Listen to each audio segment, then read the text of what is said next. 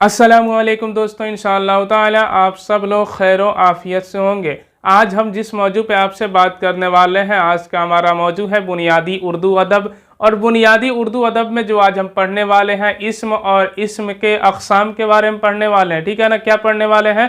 इस्म और इस्म के अक़साम के बारे में हम लोग आज पढ़ेंगे। ठीक है ना, तो आइए हम लोग आते हैं अपने मौजू की तरफ।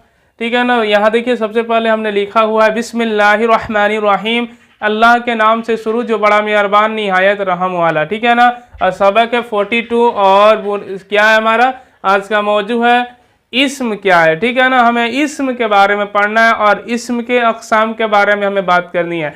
एक बात मैं आपको बताता चलूँ, जो ये इस्म है इसी को उर्दू दुनिया हिंदी दुनिया में ना संज्ञा कहा जाता है। क्या कहा जाता है? संज्ञा कहा जाता है। और याद रखें कि उर्दू इस्म को संज्ञा कहा जाता है। तो आइए हम लोग सबसे पहले बात करते हैं कि इस्म कहते किसे हैं। तो यहाँ आप देखें, यहाँ हमने लिखा हुआ है इस्म क्या है। क्या ये एक सवाल है? किसी ने सवाल किया है कि ये बताइए कि इस्म क्या है। तो इस्म का जवाब यहाँ हमने लिखा हुआ है, ऐसा लफ्ज जो किसी शख्स, चीज या जगह का नाम हो उसे इस्म कहते हैं। ठीक है ना, सबसे पहले क्या होना चाहिए? इस्म उसे कहेंगे सबसे पहले किसी शख्स का नाम हो या यानी आदमी का नाम हो, चीज यानी किसी भी चीज का नाम हो गया, जैसे में कुर्सी, मेज, बल्ब वगैरह ये सब हो जाएगा। जगह का नाम हो जाएगा गोपालगंज, सिवान, पटना। ठीक है ना, ये सब जगह या शहर का कोई भी नाम हो जाएगा। ठीक है ना, नाम हो जिसमें उसे हम लोग क्या कहेंगे? इस्म कहेंगे। यानी किसी भी व्यक्ति का नाम हो, किसी भी वस्तु का नाम हो, ठीक है ना, उन सब को हम लोग क्या कहेंगे? संज्ञा कहेंगे। और उसी को उर्दू में क्या कहते हैं? इस्म कहते हैं। दूसरी बात मैं यहाँ आपको बताता चलूँ कि इस्म की अक़साम के बारे में भी बात चलेगी। ठीक है ना, इस्म की अक़साम तो बहुत ज़्यादा है, लेकिन मैं आपको इसमें जो ख़ास है उसी को बताने वाला हूँ।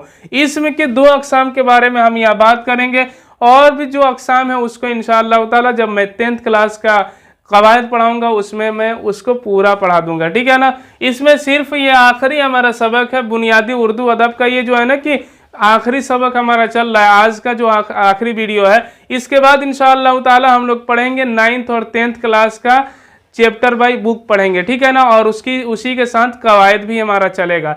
और वो कवायद जो है ना कि एकदम अलिफ से शुरू होगा और आखिरी या तक पढ़ेंगे हम लोग।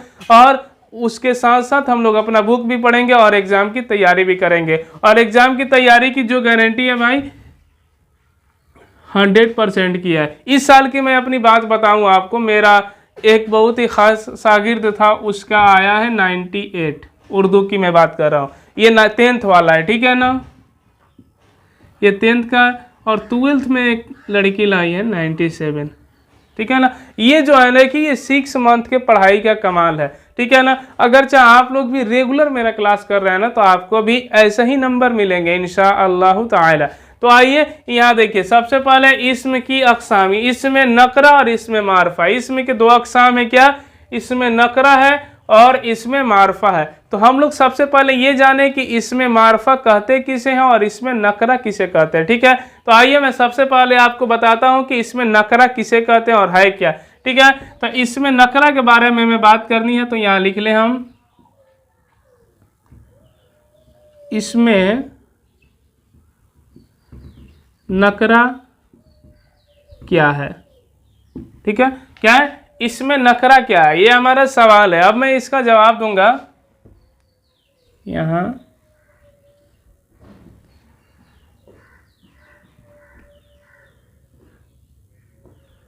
ऐसा इस्म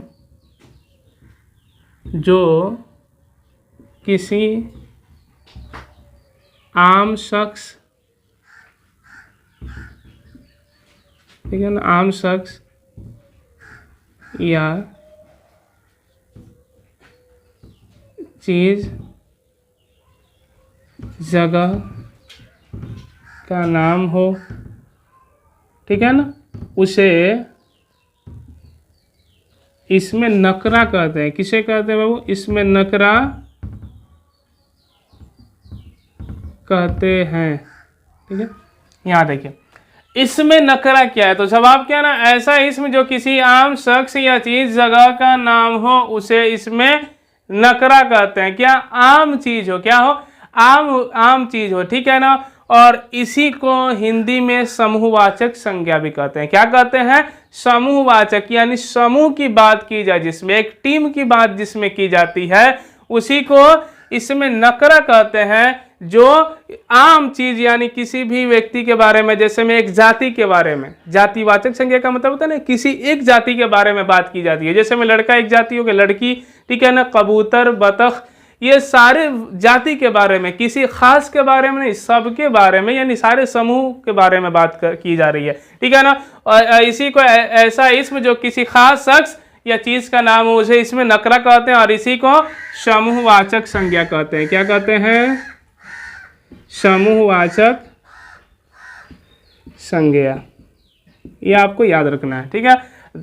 और यहाँ मैं आपको बता देता हूं कि इसमें नकरा में क्या क्या आएगा, ठीक है ना, क्या क्या आएगा। तो यहाँ देखिए मैंने लिखा हुआ, जैसे जैसे में सबसे पहले किसी शख्स का नाम आ रहा है, आम शख्स या चीज जगह का नाम हो। शख्स में आदमी, उसे कहते हैं लड़का, लड़की, ठीक है ना। ये जो बात की जा रही है ना, एक समूह के बारे में बात की जा रही है, एक टीम के बारे में बात की जा रही है। जैसे हमें लड़कों का जो टीम है उसके बारे में बात की जा रही है, लड़कियों का जो टीम है उसके बारे में बात की जा रही है। दूसरी जगह आइएगा तो चीज आ रहा है, चीज, चीज में आप यहां लिख दें कुर्सी, ठीक है ना, कलम, ठीक है ना। ये आम चीज है, ये आम चीज है, हर व्यक्ति के पास, हर बच्चे के पास ये मिल जाएगा, ठीक है ना। उसके बाद आ रहा है जगह, जगह में लिख दीजिए फुलवारी है, मैदान जहां बच्चे खेलते हैं, दुकान, ठीक है ना। ये क्या हो गया हमारा, ये आ गया हमारा, जगह में आ गया फुलवारी, मैदान, दुकान। ये कोई फिक्स थोड़ी है कि ये किस दुकान, कौन सा दुकान है, मैदान कौन सा है, फुलवारी कौन सी है। ये धर्मप्रसा की फुलवारी है कि बड़िया की फुलवारी है कि गोपालगंज की फुलवारी है, ठीक है ना। इसके बारे में नहीं पता है कि ये सारे फुलवारियों के बारे में बात की गई है, सारे मैदान, सारे फील्ड के बारे में, सारे दुकानों के बारे में बात की जा रही है। इसी को अगर आइएगा हिंदी में तो इसी को कहते हैं हम समूहवाचक संज्ञा। क्या कहते हैं? समूहवाचक संज्ञा, ठीक है ना। ऐसा इसमें जो किसी आम शख्स या चीज जगह का नाम हो उसे इसमें नकरा कहते हैं और हिंदी में समूहवाचक संज्ञा कहते हैं। जैसे में लड़का, लड़की, कुर्सी, कलम, फुलवारी, मैदान, दुकान, ठीक है ना। आइए अब हम बात करते हैं इसमें मार्फा के बारे में। किसके बारे में? इसमें मार्फा के बारे में, ठीक है ना। तो इसमें मार्फा को मैं अभी बताता हूं आपने, ये हमारा आ गया इसमें मार्फा, यानी दूसरा हमारा है ना, 2 नंबर। इसमें मार्फा क्या है, ठीक है ना, इसमें मार्फा क्या है, इसमें मार्फा क्या, सबसे पहले ये जानना जरूरी है, ठीक है ना। इसमें मार्फा उसे कहते हैं ऐसा इस्म जो किसी खास, ठीक है ना, किसी खास शख्स, चीज, जगह का नाम हो, उसे इसमें मार्फा कहते हैं और उसी को इसमें खास भी कहा जाता है। और यह भी बात आपने याद रखनी है कि उसी को व्यक्तिवाचक संज्ञा भी कहा जाता है। क्या कहा जाता है? व्यक्तिवाचक संज्ञा भी हिंदी में कहा जाता है। तो आइए इसमें मार्फा क्या है इसके बारे में पहले हम डिस्कस करें, बात करते हैं, ठीक है ना। इसमें मार्फा, यहां जवाब हमने देनी है, ऐसा इस्म जो किसी खास